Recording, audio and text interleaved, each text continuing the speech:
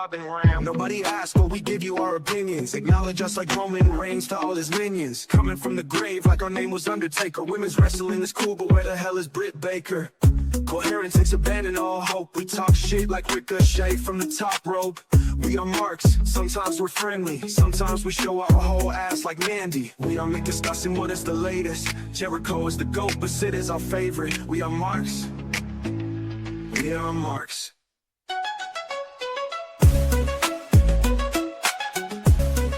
What's going on, Marks? Welcome back to the podcast. It's the We Are Marks podcast. Why? Because we are Marks. I'm your host. My name is Ram, Rob, and Bob. What's going on, gentlemen? What's going on, America? Are we ready for the backlash? Are we ready for the backlash? By the way, did you guys see that video of Danhausen with the backlash thing? Oh my gosh, It's too funny. Dude's a riot. We can talk more about him later because he's on the Backlash card, which is where we're going to start our conversation today. We're going to predict Backlash, and we'll talk about a little bit of WWE that's maybe not on Backlash, but also, feel free to talk about your feelings about the stories they're building towards Backlash, because I'm sure we all have some feelings. So we'll start it out here. The first hour is going to be on ESPN2. I assume this is going to be a theme going forward as ESPN tries to suck as many people into, or we'll say get as many ratings as they possibly can going forward with the WWE. We're going to start it out with what I assume to be the first match, since it was announced for that first hour on ESPN2. Braun Breaker versus Seth Rollins.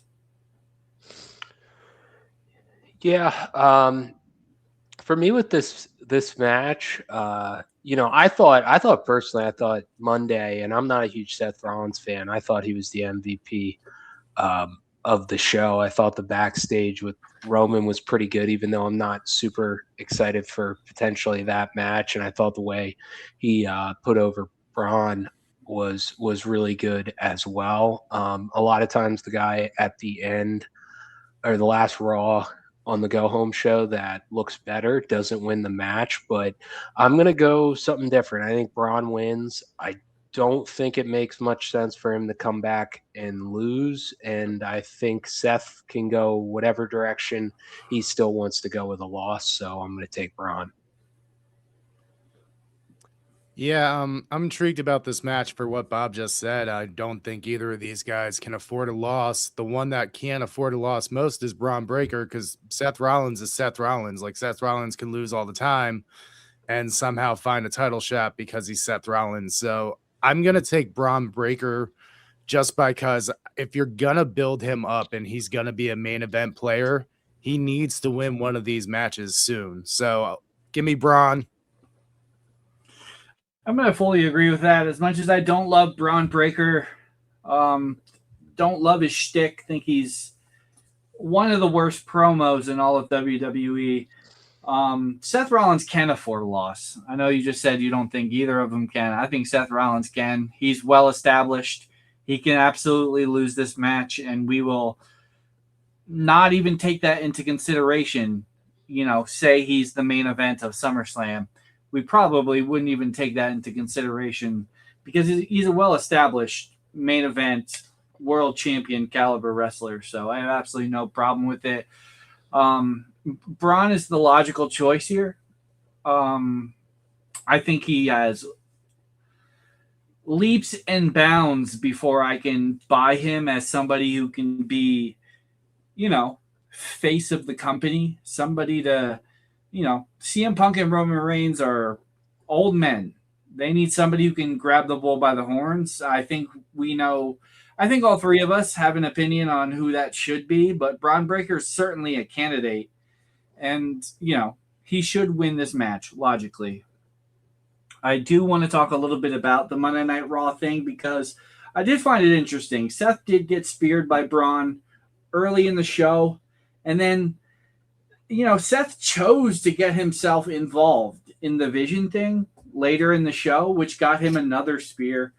And the little backstage segment he had with Joe Hendry and the other guys, it was kind of like, oh, thanks for, the Street Profits. It's the other guys because we haven't seen them in so long. It's weird seeing them back, but it's like, oh, thanks for getting me another spear. But I mean, it was your own fault, dude. Well, I don't know why you had to get involved in that when Braun Breaker's your situation. Braun Breaker wasn't out there at the time. So, I think it was kind of a dumb move. And now Seth is wounded, and we have an excuse for why he loses this match. I think Seth is trying to get friends, and I think it's going to be hard for Seth to have friends because, well, Seth Rollins kind of alienated himself like 18,000 times with that locker room. So, but I think that's the story they're trying to tell of Seth is trying to get people on his side and show that he could be a team player. For what? I don't know yet, but I think that's where we're going with this. And I thought they did a good job. I thought they did a good job on, I think it was this last Raw. I can't remember who the tag team was, but somebody said that to Seth. Like, we're not just instantly friends because it was the Street Profits. The Street Profits, yeah. See, it's tough. Yeah, when you don't see but I did like that they did that for so long. It's tough to remember who it was. Yeah. But I do like that they did that. I like that it makes sense that you're not just instantly going to become best friends with Seth Rollins because the heels turned on another heel. As far as the match, though, I do think they created it, but another opportunity similar to the CM Punk match to elevate Braun Breaker to show potentially what he can and maybe can't do in a longer match. I know at WrestleMania, long matches were not going to be a thing, but I think for this one, it would be a pretty good opportunity with a guy like Seth Rollins to try to show, show Braun Breaker in a little bit of a different light. Certainly. It makes absolutely no sense for any babyface to be friends with Seth Rollins. It's like being friends with Kevin Owens. Why would you want to be friends or team up with Kevin Owens? Because you know what's going to happen. You're going to get power bombed on the apron. It makes absolutely no sense. You can team with Seth Rollins, but you know what's going to happen. So why would you even get into that situation? Especially with Seth, because Seth did not turn on the Vision. The Vision turned on Seth. Which is rare occurrence for a Seth Rollins situation, if you will. But it makes no sense. And you know what? Good on the Street Profits. Bigger baby faces for me for having a backbone. So we're all going with Breaker there. Next match, I assume, is also going to be a clean sweep. You know what? I'm going to be honest. I have a feeling all 5 of these matches are going to be clean sweeps. Nonetheless, Sami Zayn, who I suppose is the heel now, is taking on Trick Willie for the U.S. title. Yeah, I mean, I guess even with the heel turn, I'm really not that interested in this match. I mean, it's just going to be we know what it's going to be. It's going to be like a 6 out of 10, 7 out of 10 match. That's a rematch from WrestleMania. I just, even with the heel turn, I'm not really feeling it. But yeah, Trick wins. I think the crowd is going to be 8 out of 10 for Trick Willie, and this match is going to be a 3 out of 10, and I'd be surprised if it goes 10 minutes. Yeah, I think the only reason this match is happening is so that Sami Zayn could have did his full-blown heel turn. He's not winning, so Trick Williams, and hopefully we can move on and we can get that Mellow rivalry going back. Huh, guys? Huh? Maybe? Sure, I would assume that would be the idea, but let's just think hypothetically here. What if Sami does win? What if we have a heel Sami Zayn as the United States champion? Yay. I do kind of feel like we could do something with that, though. Like Sami's okay, so the last time he was... Hold on one second, because it's not that long ago that all 3 of us were saying everything Sami Zayn does is gold. And I sit here and I'm like, I'm not thrilled with what they're doing with Sami at the moment. And, definitely he cooled off quite a bit, but the heel turn could be something new.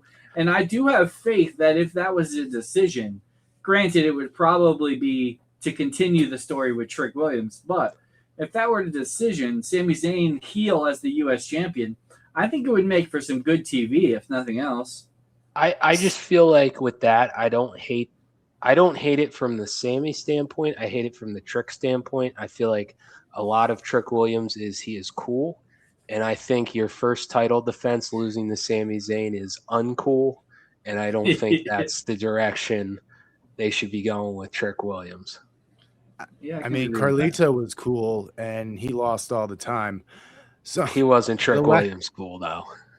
I think the difference is Carlito was cool in his own head, not to the fans. And this is, to Ram's point, the last time Sami Zayn was a heel, he had the conspiracy theory thing going, and somehow, some way that worked. Even the match with Johnny Knoxville at WrestleMania worked. Brilliant. So it's not like it would be a bad run. I just agree with Bob that we'd set back Trick Williams for no reason. Yeah, fair enough. Can agree. I believe we're all picking Trick Williams there to win. Yeah. Io Sky is taking on Asuka. We're finally getting that match. Can't believe it didn't happen at WrestleMania. Yeah, this one I actually went a little bit back and forth on it because I do think that the money match is Io and Rhea, and I think you got to give Io a reason to turn on Rhea.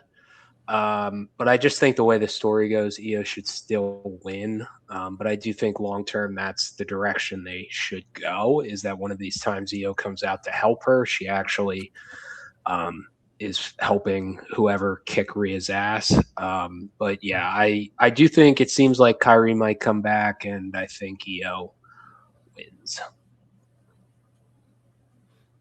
Yeah, I really don't think Kyrie's coming back. I'm not sure. Full time, but I heard she may just come back for Backlash. And then what?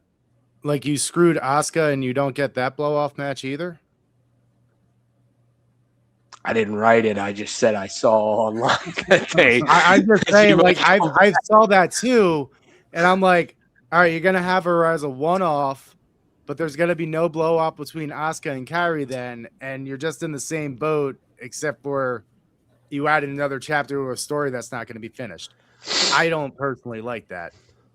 With that being said, Io should win this match. I love Asuka. I think Asuka's great. I think Io's better, and Bob's right. The money match is going to be Io versus Rhea, and hopefully we get that at SummerSlam. How we set it up, I don't know. Maybe she wins Queen of the Ring, and we can have that match at SummerSlam. But that's the money match right there. That's the one everyone wants to see. I just did a full 180 listening to you guys talk about this match on who I think is going to win. Being that this is the first time, for all intents and purposes, we're getting Io and Asuka, I don't think it's going to be the only match. And in fact, I think they're going to have more matches. This might be a trilogy that we see could be completed at SummerSlam, which is a proper setting for a match like Io and Asuka. I mean, this is, if you talked to me 8 years ago, I would have said, male or female, Asuka is the best wrestler in the world. Mm-hmm. And now we're sitting here today, and I say, male or female, I don't care. Io Sky is the best wrestler in the world. This is the situation that we have in front of us right now. This is like the equivalent of Okada and Takeshita in AEW, in my opinion. This deserves a proper stage. I could see this being a schmoz finish, probably with the Mist, in which Asuka wins. And then we do see this continue on where Io does find her way into the upper hand. I can't think of a single word to say completed, but the feud will be finished at SummerSlam, where Io will come out the victor. And then, perhaps you're right. Perhaps somewhere down the line, this might be Io Sky wins the Royal Rumble, and that's how we get to Io and Rhea at WrestleMania next year. But another interesting aspect of that is that Rhea's never beat Io. So realistically, storyline-wise, it would make a lot more sense for Io to be the champion at the time and for Rhea to beat her. So how do we get there? That's very interesting. I'm going to take Asuka just so I can be different on one of these. And if I'm being honest, just looking at this, like, you can say, yeah, Breaker's the heel against Rollins, but realistically, if Breakker beats the hell out of Rollins, the crowd's going to be happy. Trick's going to win. The crowd's going to be happy. The next two matches, what we'll get to, more than likely, the crowd's going to be happy. So one of these matches needs to piss us off. And I'm going to take this one. Asuka defeats Io. Yeah, I hope you're right about that, because as crazy as it sounds, honestly, Asuka might be in a weird position if she just loses clean and they don't keep that feud going. I mean, the way things have been going lately, Asuka could be the next on the cut list, unfortunately. Which would be absolutely criminal. And we'll talk about the New Day a little bit later. But we do have some more Backlash to get to. Kit Wilson and The Miz are taking on Danhausen and a mystery partner. Predict the mystery partner and then tell me how they beat The Miz and Kit Wilson. Well, the betting favorite right now is the former world heavyweight champion CM Punk. I think that would be the most ridiculous thing in the world and would hate every second of it. But I'm going to hold off on that rant until next week if it's deserved. I'm not going to go on that. But I'm going to say Jelly Roll, he was supposed to be in a match at Backlash. He probably maybe signed something. He's done a couple things. This kind of fits a Jelly Roll situation. So I'm going to go with Big Jelly. We're going to get to hear the Toby Keith song again. Yeah, I heard about the CM Punk one too. I don't even want to put that into the universe. I don't like betting odds with wrestling. It's a little weird. I'm going to go with an obvious answer. I'm going to go with say his name and he appears. Mr. Joe Hendry will have a ridiculous match between four people who know exactly who they are, with Danhausen and Joe Hendry winning. Fair enough. Very interesting. Joe Henry's kind of involved in something right now, so I don't think it's going to be him. Obviously, there's two glaring omissions from this Backlash card, and I think it is going to be one of those two. CM Punk is one of them. I was kind of like, CM Punk's not really doing anything at the moment, and I think that he should be. And the other one, and who I'm going to pick, is going to be Oba, because the crowd is going to go absolutely crazy when his music hits. How and why Danhausen recruits Oba Femi, I have absolutely no idea, but it is absolutely a crime to be doing nothing with Oba right now. It's a crime he's not on this card. It's a crime that he's doing open challenges with Otis. Absolute criminal that's what we're getting with Oba Femi right now. And I think that he finds his way onto this Backlash card by teaming up with Danhausen, who will then have to do absolutely nothing physical in this match because Oba will do it all. Out of all the mystery partners, I think I like that one the best. Also, I like to point out that I did call that Oba Femi was going to face Otis first. So you did. It's so funny, dude. When he did the open challenge and the music hit, I was like, oh my God, it's going to be Tozawa, just like Rob said. And then Tozawa was the first one in. He was like, nope. And then Otis went in. And I said, Rob literally said, what's he going to do? Have open challenges get answered by Otis and Tozawa? And the first people that came out were Otis and Tozawa. I was like, I knew that was happening. But one thing I will mention about that, and we'll get to the main event in a second. One thing I would like to mention about that, because it was on my list. Two things happened in that certified squash match. One, Otis made Oba look fantastic. Number two, Oba made Otis look fantastic. And that is the beauty of Oba Femi, because he took a squash match and made Otis look like a formidable opponent. That's incredible. Right. Ram, we've watched a lot of NXT. We've watched a lot of Oba Femi. Have you ever seen Oba in a bad match? Ever? No. And that's, again, I mean, goes to the point. I never heard him cut a bad promo. He doesn't even have to say very much, but I've never even heard him like stumble over a word. He's the most like confident, dominant at his age is remarkable. remarkable, and it's criminal that he's doing open challenges on Monday Night Raw and he's not involved in any kind of storyline. I know. I've watched him have great matches with Javon Evans, Ethan Page, that Brooks guy, Brooks Jensen, nobody likes. I've seen him have great matches with him. Like anybody he can have a great match with. And the fact that this is the best they have for him after he beat Brock Lesnar, I don't care if Brock retired on you early. This is the best you got for this guy? Come on. You're failing. Remember when we said that it's be hard not to have him fail? They're failing. Okay, so here we go. Now I've heard a theory. I don't know if this was a rumor and innuendo or genuinely just a Facebook comment that I read. Okay, let's just say hypothetically, one time Obafemi's open challenge gets answered by Brock Lesnar. He comes out and he beats the ever-loving shit out of Obafemi. 10 F5s. 10 F5s. And he says, I'll see your ass at SummerSlam. That would be legitimately the only way you're going to get me on board with this open challenge bullshit. The open challenge is great for the U.S. title because the U.S. title, it is hardly ever on television. I mean, pay-per-view. Like, granted, thank you, Trick Williams, for getting the U.S. title on pay-per-view. But it never happens. So the U.S. title is a great place to have an open challenge. It's a great surprise every week on SmackDown, something to look forward to. Obafemi should be doing something, and that's the only way you're going to pay it off for me. Absolutely.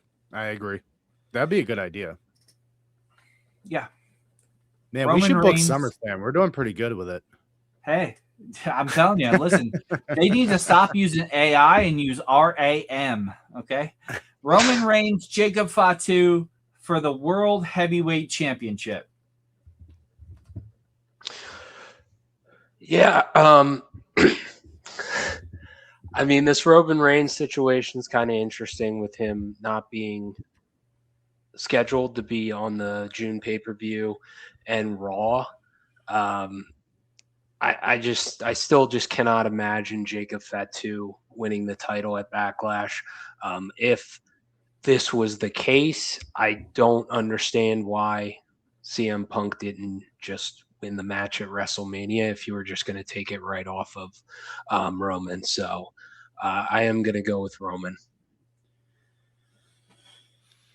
0% chance. 0% chance Jacob Fatu wins this match. Rumor and innuendo, we get into that a lot apparently lately, is that Roman's not on those Raws because he won't be going to Saudi Arabia. That is supposedly the only reason that he's not booked on those shows, because it makes no sense to have him there in a storyline for a pay-per-view he won't be at. Jacob Fatu loses. There's no question in my mind. We've seen a lot of Cody Rhodes lately. He's not wrestling this weekend. Cody Rhodes is a company man, though. He doesn't care about his kids. Yeah, Roman Reigns is winning. I know there's a lot of rumor and innuendo, and with all the cuts and a lot of people talking a lot of smack about contracts and stuff like that. And I don't know if any of it's true because nobody has said anything worthwhile. But Roman Reigns does what Roman Reigns wants to do. And if he doesn't want to go to Saudi, hey, he's not going to Saudi. Yeah, absolutely. There is one more piece of a little bit to talk about for Backlash that deserves a prediction. John Cena will be there. Old retired John Cena has been at more pay-per-views in the last 2 months, 3 months than he was in all of 2024 when he was a active wrestler. John Cena is going to be at Backlash, and he has some, what was it, earth-shattering news to share. Do you guys have any concept, any idea, any rumor and innuendo you've read on the internet that might tell you what this grand news is?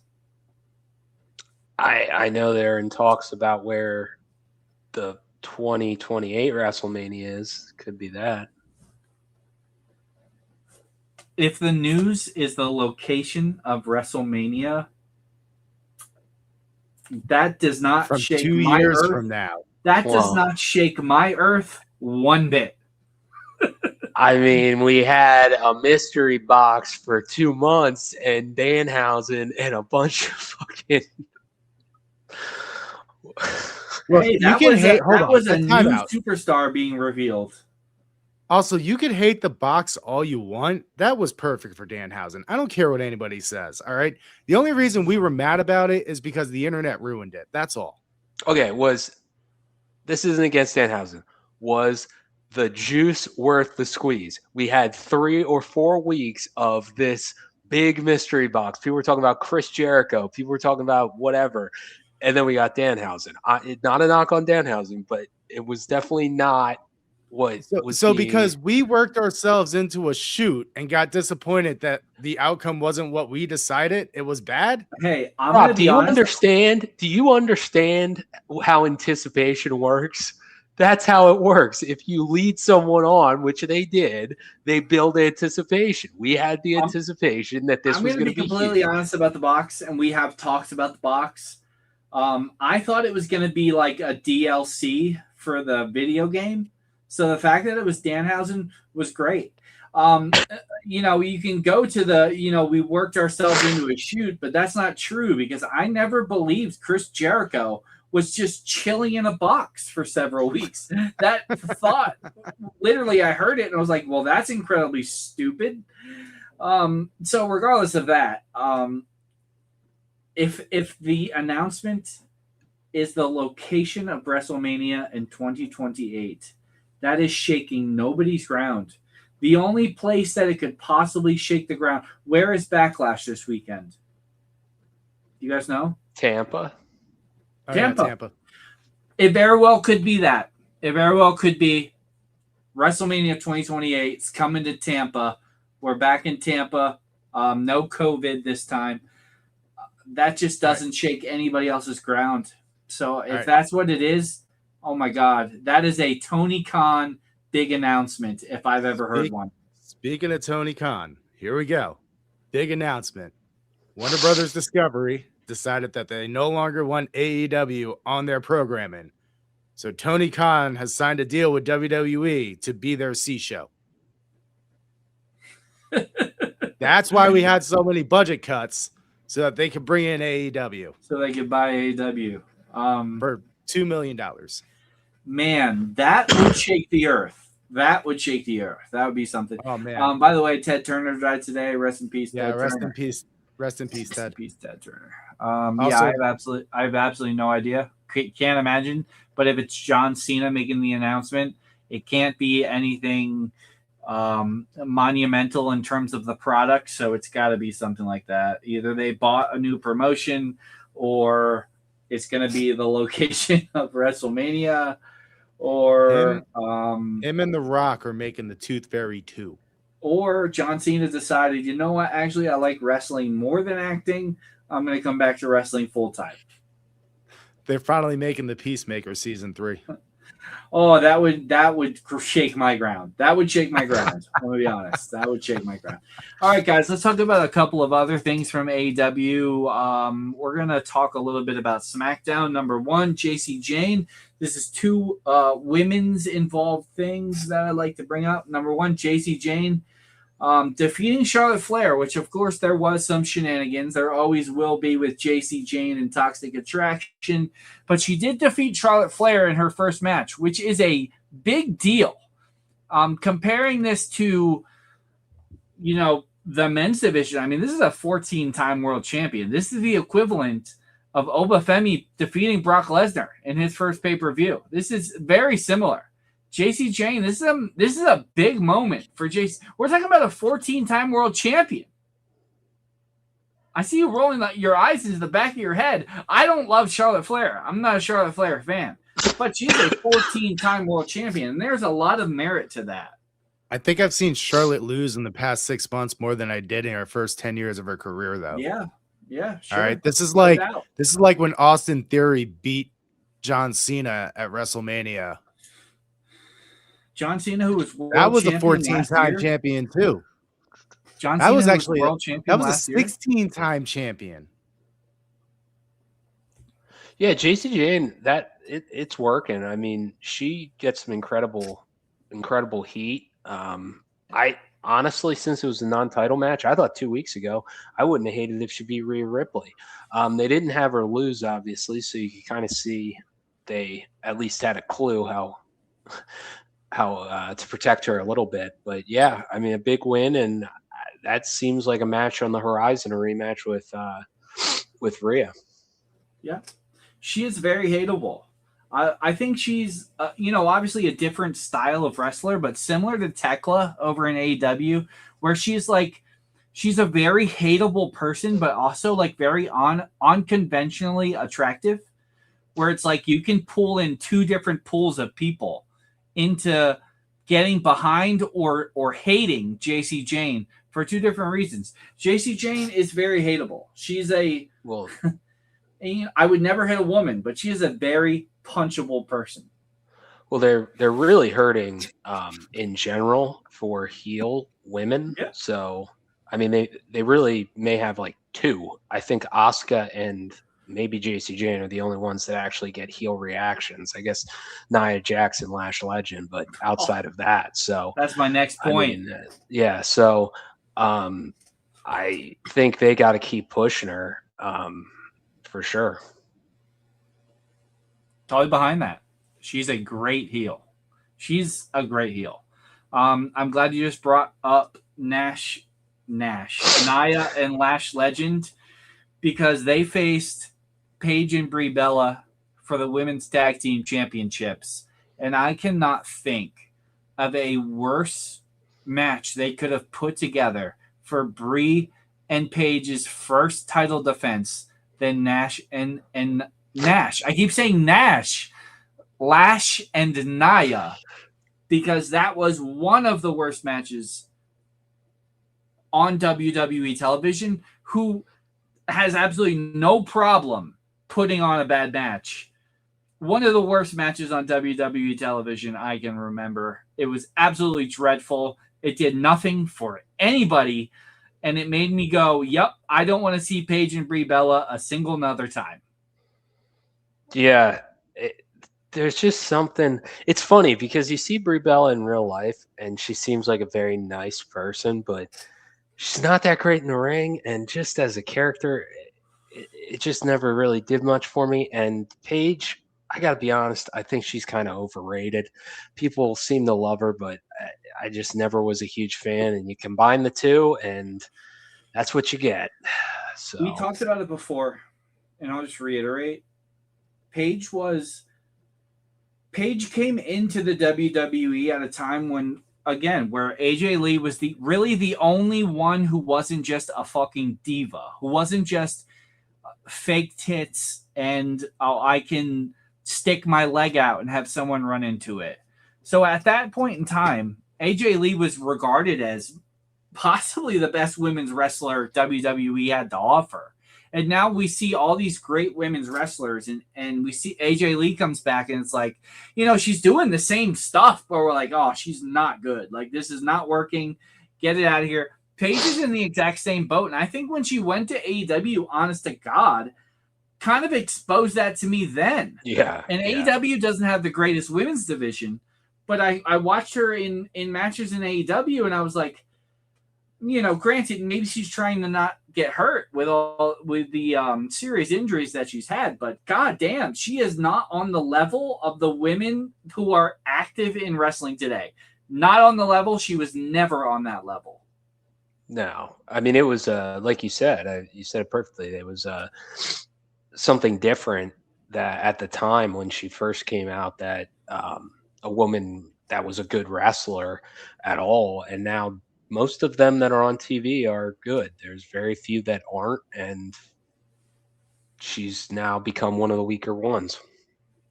It's not only that, let's see, she started in the company when she was like 22 or something like that. So we're looking at 13 something years ago. So she's up to like 35. She hasn't had a lot of in-ring work. I mean, when's the last time she had a match other than WrestleMania? So she hasn't. The ring rust is still there, but she was the best of a bad situation. That's all there was to it. Michelle McCool might have been the second best wrestler.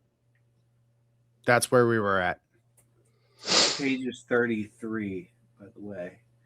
So she's a year younger than me, which is you just called her old, and that's great. So hey, anyway, how's that hairline of yours? why do you think I cover it up? Because I got hair, but I got that widow's peak. Any other things from WWE you guys feel the need to bring up? I hope that after Backlash we can kind of move forward with some different stories. I feel like, especially like the Finn Balor and Judgment Day thing, that to me is the same as Darby Allin climbing the mountain of the Death Riders and then deciding to climb back down. I feel like we had WrestleMania with Dom, and now all of a sudden we're going to just keep going and he's wrestling JD. It's like, let's move on. Yeah. The Usos versus the Bloodline. It's we've been doing this for years. I just think you got to freshen things up because it's really become same old, same old. Yeah, to that point, I did have them written down on my sheet, but I didn't feel compelled to bring them up. Yeah. But they did main event. I know Roman and Jacob Fatu were the last segment of the show, but the main event match, 2 out of the last 3 Monday Night Raws, was Finn Balor against JD McDonough. And there's only so much you can do with that. That's like a first match of the show match, not a last match of the show match. So I'm fully on board. I would like to see them move away from that. I would like to see some development into the Finn Balor character because, again, we talked about Finn Balor before. There's a point in time where there was nobody more over in the business than Finn Balor. And I would love to see them at least give him one more shot to get back the fan interest there. Now that he's done being a stooge for the Stooges, I would like to see him get back. And you beat Dominic Mysterio already. You beat JD McDonough twice. What are you going to do? Take on all 4 women in a handicap match? Like, you're done there. Just be done with it. Who's the 4th woman, Dom? Kel, Roxanne. Oh, shit, there is only 3. No, I'm on board. Let's do it.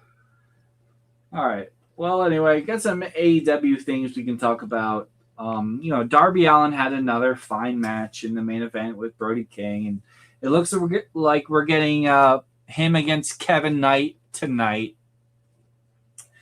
But I'd like to start out with what Dynamite started with last week, which was Kevin Knight against MJF, which, again, another fine match. Kevin Knight is incredible. I see nothing but dollar signs when I see Kevin Knight.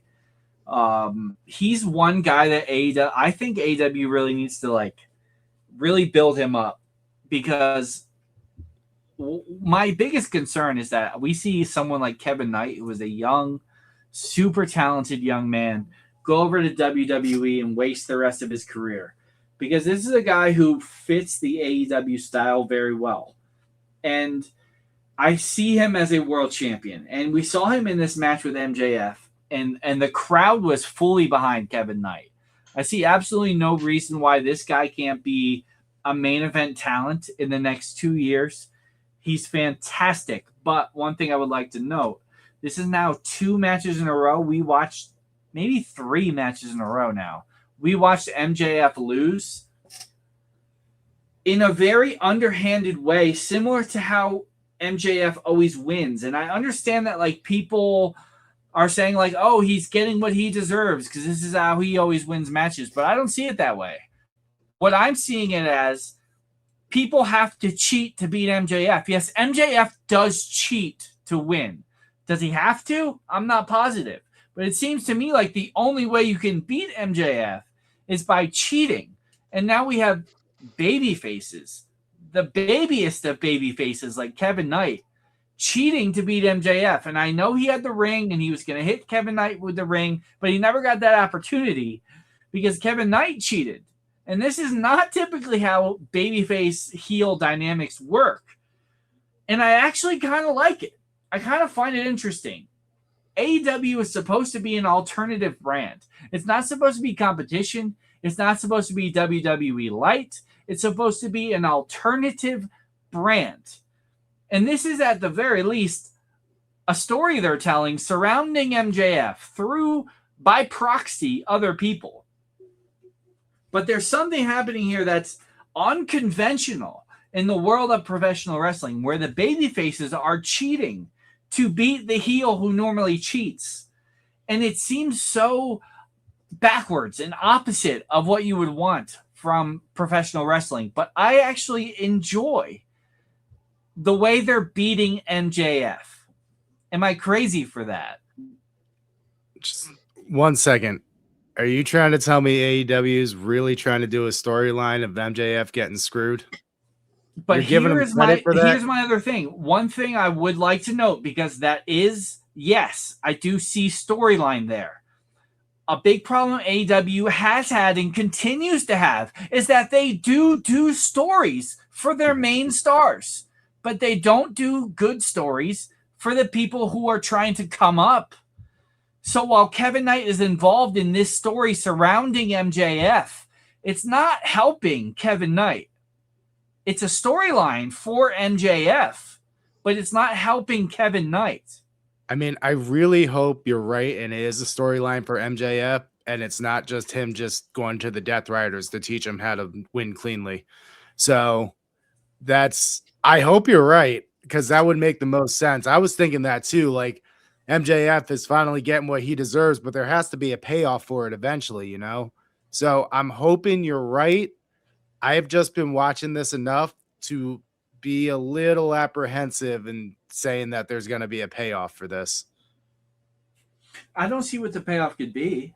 That's part of it too, is I don't see what the payoff could be. Right. The only payoff for the story they're telling right now is that MJF turns face, which is a huge mistake. Right, but nobody wants to cheer for him. We cheer. I don't think MJF is turning face. I think the end result of this is going to be MJF wins at Double or Nothing, the championship back, and these last couple weeks where he has been getting screwed, everyone thinks they're getting the upper hand on MJF, and then at the end of Double or Nothing, the Devil wins again. I think that's where it's going. I think as far as Kevin Knight, I think the important things for him, obviously, tonight is an important night. He's getting a world championship match. I know Darby, whatever, we've discussed him as champion, but he is getting a world heavyweight championship match. I think it's important that match goes well. He's obviously going to lose. I think for him, losing maybe because MJF gets involved and keeping him involved in that is important. Like Ram said, including him, there is a story with MJF, so including Kevin Knight by proxy could help him. But yeah, I mean, the problem really for him though is 3 months from now, when this is over and he does get removed from this story, what do you do with Kevin Knight? And hopefully they have the follow-up, because that's where they sometimes miss. That's where they usually miss. Is what they usually. That's where they miss all the time. Yeah, that is where they miss. Rob brought up I'm still confused on how MJF is going to get into this world title picture if he keeps losing. Well, I think they've set the. Yeah, I mean, they've set the rule that MJF has to come up with something. I know we had talked offline. Ram said the ring, which, I'm not sure how much people care about the ring. Maybe it'll be the ring. Could be his hair. They've established his hair quite a bit in the acting, and maybe that's what he puts up. But I think he's putting something up, and that's what he's going to have on the line for Double or Nothing. Sting. I guess we have to think about what's more expensive, the Dynamite Diamond ring or the hair plugs. Hair plugs are not What cheap. if it's just Sting? He kidnaps Sting and he goes, I have what you think is important. His dad? Just take a skateboard. Yeah. Just take the skateboard. He's going to take a skateboard and Xbox. You're grounded. Yeah, so the thing about the ring is that it is MJF's tool to cheat and win matches, so it is kind of a thing, and like, we don't have to think the ring is a big deal, because MJF is going to sell whatever it is. He's going to sell it as a big deal, and we're going to buy it, because that is the beauty of MJF. Yeah. I would also like to point out, I know we talk shit about Darby Allin being champion, but we're getting Kevin Knight versus Darby Allin for a world title. Well, that was the thing. Like Kevin Knight's getting a world title shot. We talked about this last week, where it's like I'm not on board with Darby Allin being the world champion, but this is going to be 3 weeks and 3 world title matches for Darby Allin. So, I guess we can't argue with that. We can't argue with them having a good world title main event. Yeah, this isn't me saying get title matches. Yeah, and this isn't me saying that this is the greatest thing in the world. Darby Allin's a champion. I think I've established my thoughts on it, but I will say what they have done since he won the championship has been the right things to do, and they're doing what needs to be done, and hopefully people get by. The more and more you do it, that Double or Nothing will be interesting because Darby keeps winning. No doubt. Let's talk a little bit about Will Ospreay and the Death Riders. We had Will Ospreay coming into the backstage area or wherever the Death Riders were hanging out and seemed to accept the invitation to learn from the Death Riders. I want you guys to just discuss this a little bit while I go off camera for a second. Yeah, I thought the segment itself was really good. I thought it made sense. I thought it made sense watching it. There was a couple things, obviously, logically. I mean, him saying he's not cleared, but he's going to Japan to wrestle, and how they got there from Collision was a little clunky, and they definitely should have filled in some gaps a little bit better. But again, that's an AEW problem we've talked about before.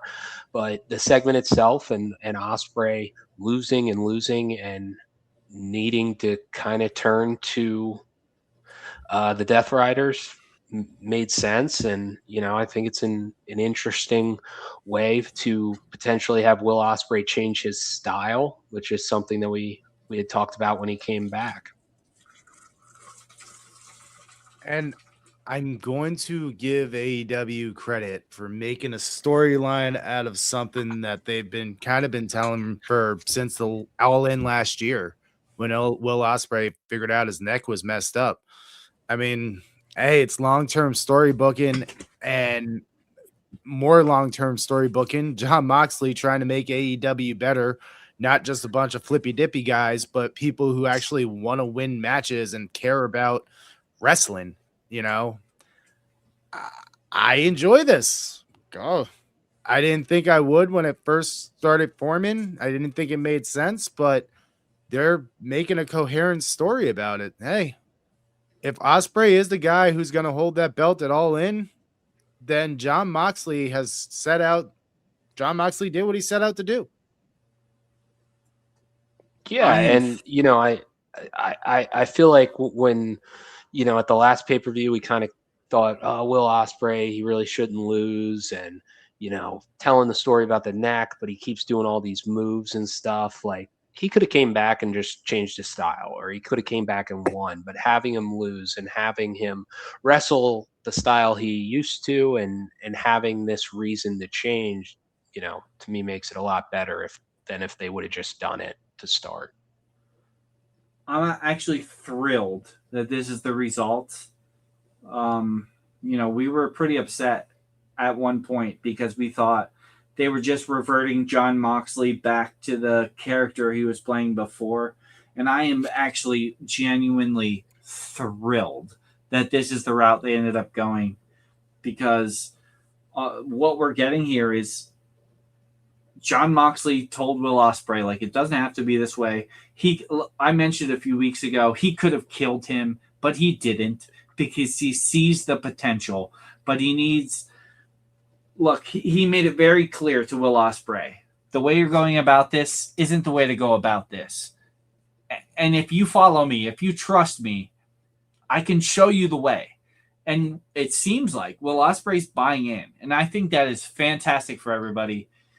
If it changes the way Will Ospreay works just a little bit to be a little bit more safer, not beat himself up so much, and still lets him be Will Ospreay, there is no better result they could have done with what they did. It made total sense for Will Ospreay to come back and go after Moxley, despite the fact that he had kind of turned into the pseudo babyface that Jon Moxley can be. So I'm honestly thrilled that this is the result that we're getting from it. I hope that we get more segments like this. I know Ospreay was saying he had to go to Japan or something like that, or the UK or something. Whatever he's doing over there. He wasn't cleared. He wasn't cleared in America, so he had to go wrestle in Japan. Whatever he's doing over there with his UK buddies, whatever he's doing over there.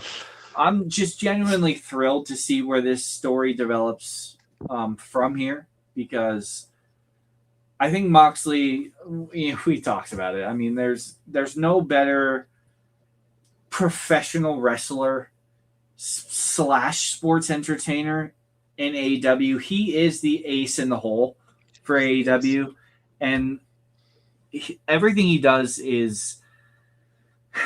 If we had 100 Jon Moxleys in AEW, it would probably be perfect, because everything that he works the AEW style, but mixes in just enough sports entertainment and character acting that makes everything he does, like, that is what I'm looking forward to most genuinely weekly, is Jon Moxley. He's so good.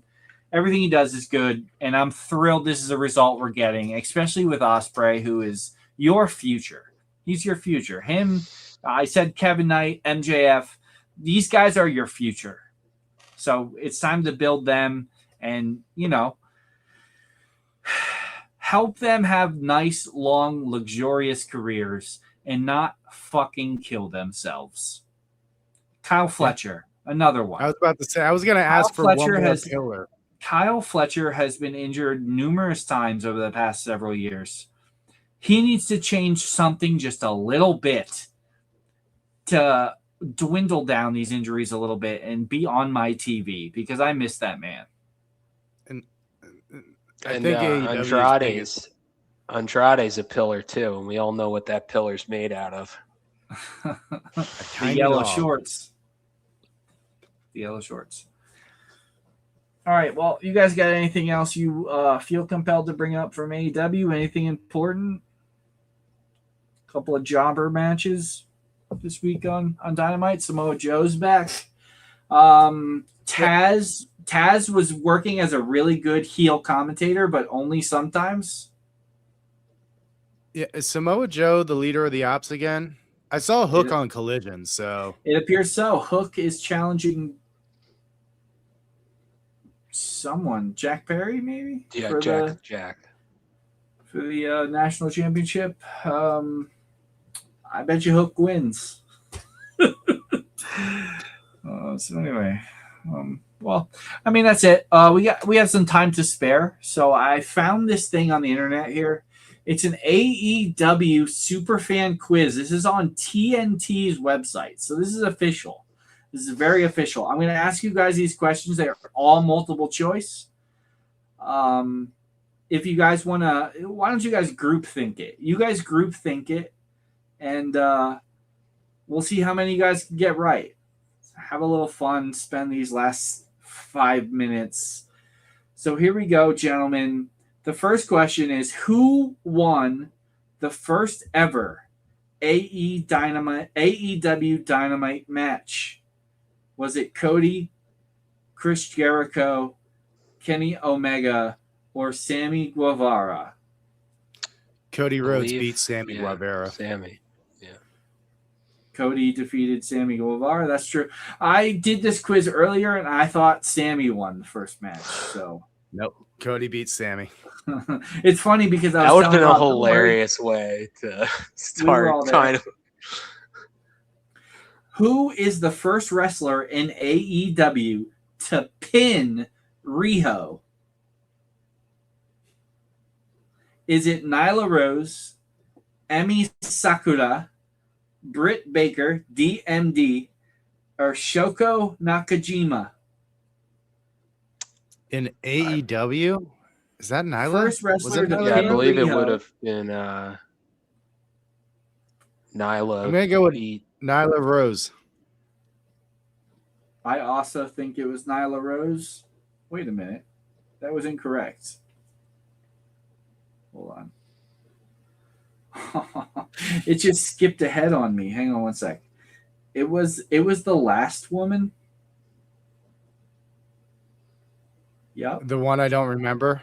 Shoko Nakajima was the first woman to pin Riho in AEW. We'll have to go back and look at that because I don't even remember that woman existing. Oh my gosh. On the October 16th episode of Dynamite, Chris Jericho debuted which alter ego in AEW? I mean, was that the Painmaker, Le Champion, Dr. Pain, or Skateboard Papa? I don't think it was that one. What was the date? October the 16th. It does not give me a year, which is fun. Did you just say Skateboard Papa? Skateboard Papa. I really want him to use that now. I don't know why. I just want to use it. I would think the Painmaker, but Dynamite I think started around October. I think the first Dynamite was around September, October, so it's possible it was Le Champion. So Double or Nothing was when he won the title, which was September. No, he won the title in July, but they didn't have a show for like two months. He was the champion on it, but there was no television show. Yeah, he became Le Champion right after that. I'm gonna go with the Painmaker. Yeah. The Painmaker is correct. What is SCU's finishing maneuver called? The Southern California Stunner, the SC Uppercut, the SCU Later, the worst finisher I've ever seen. Is this a biased opinion? I actually don't even know what their finisher is. I'm gonna go with SCU Later, though. Yeah, that's what I was thinking. I think it's the SoCal Stunner, but let's see. SCU Later was correct. You guys were correct. I was incorrect. Way to go. You guys are good. It was tough, though, because knowing those guys, I thought it could have been the worst finisher ever as like a joke. But I actually don't. I don't remember their finisher. I'm starting to see a trend here where TNT put the fourth answer as something absolutely ridiculous. So, who is the youngest wrestler to wrestle on AEW Dynamite? Was that Jungle Boy Jack Perry? Was that Riho? Was that Isaiah Cassidy? Or was that Chris Jericho? I just kind of want you to read the fourth answer at this point. Like, that's where I'm at. Jack Perry's. I don't know who Isaiah Cassidy is. He's part of Private Party. Oh. I think it's either is Jack. That Private Party? I think it's either Jack or Isaiah Cassidy. So I would say Jack, since people don't seem to, based on Rob's reaction, aren't that familiar with Isaiah Cassidy. It's Isaiah It might Cassidy be Jungle Jack Penn. Perry. We're gonna go with Jack Perry. You guys both picked Jack Perry. That is incorrect. It was Isaiah Cassidy. It was Isaiah Cassidy. Good effort. Okay. I only did the first three questions. I'm going to come clean here. I only did the first three questions. This was officially published by TNT on their website, so I would like to point that out. According to Justin Roberts, Private Party weigh how much?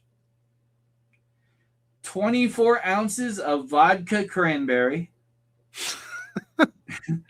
2 barrels of whiskey, a quart of rum, or 2 bottles of tequila. It sounds to me like no matter what, Private Party does not weigh very much. It's 2 barrels of whiskey. 90. Actually, 2 barrels of I'm gonna whiskey. go with would 2 be a barrels lot. of whiskey. 2 barrels. I'm 97% sure it's 24 ounces of vodka cranberry. Ooh. So you're. I don't know. Two barrels of whiskey is like if two you want to go with a humans. split decision, we'll go with a split decision.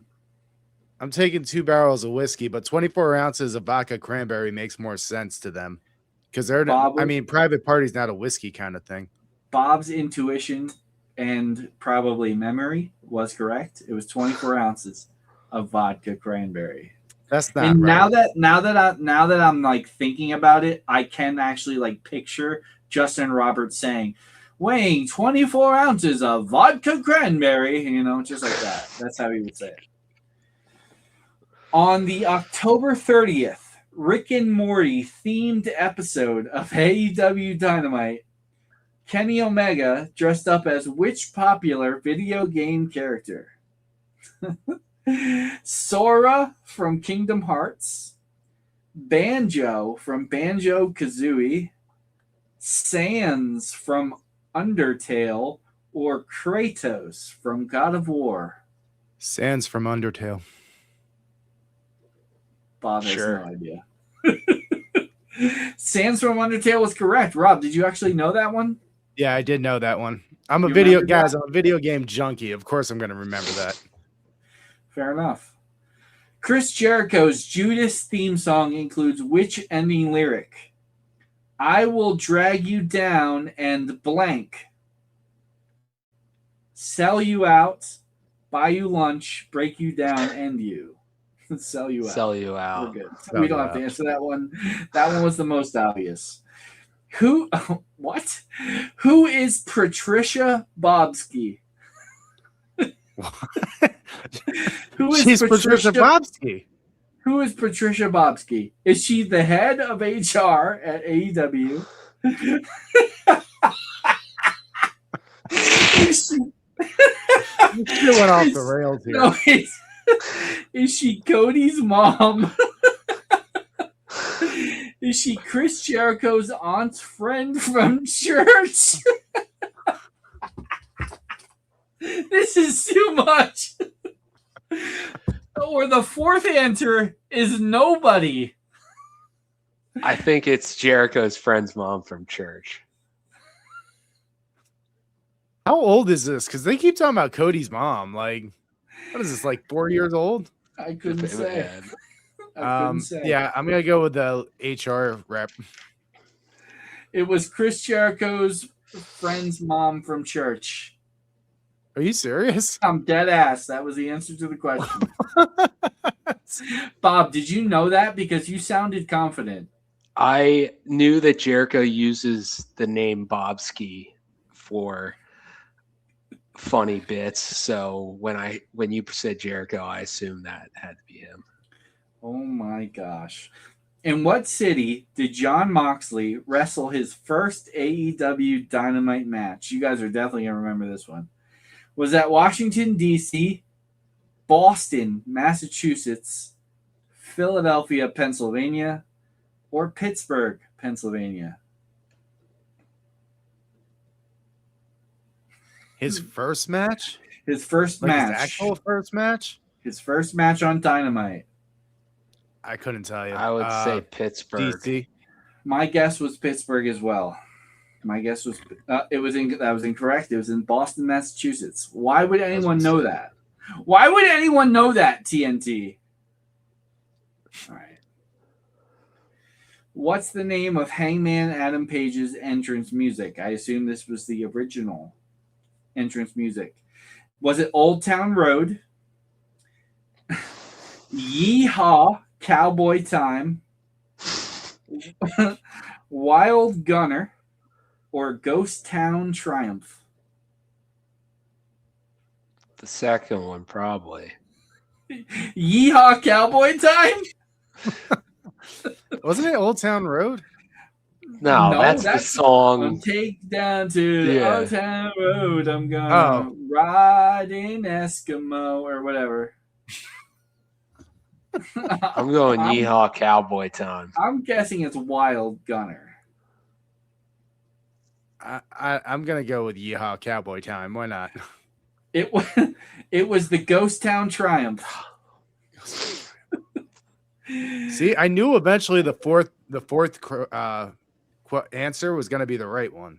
It's only a matter of time. Honest though, how could anybody know that? Like, they don't establish on the show the names of the entrants. No idea. You're gonna have to reach out to TNT and see what was up with these trivia questions, because some of them were like, and we should.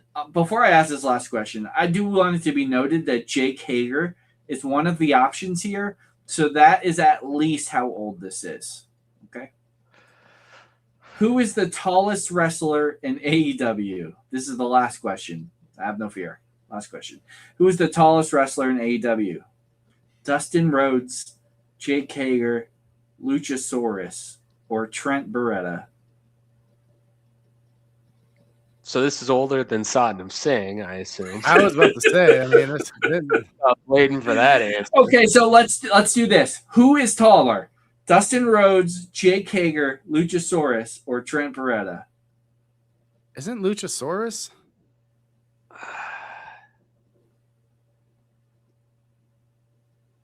I mean, I think it's Big Bill now, but I feel like it is Luchasaurus, but Jake Hager might legitimately be taller. I don't know what Luchasaurus has got in his boots, but Luchasaurus. I always forget how big Dustin Rhodes truly is, by the way. yeah, he's a tall man. He's a tall man. I'll I'm going to take go Luchasaurus.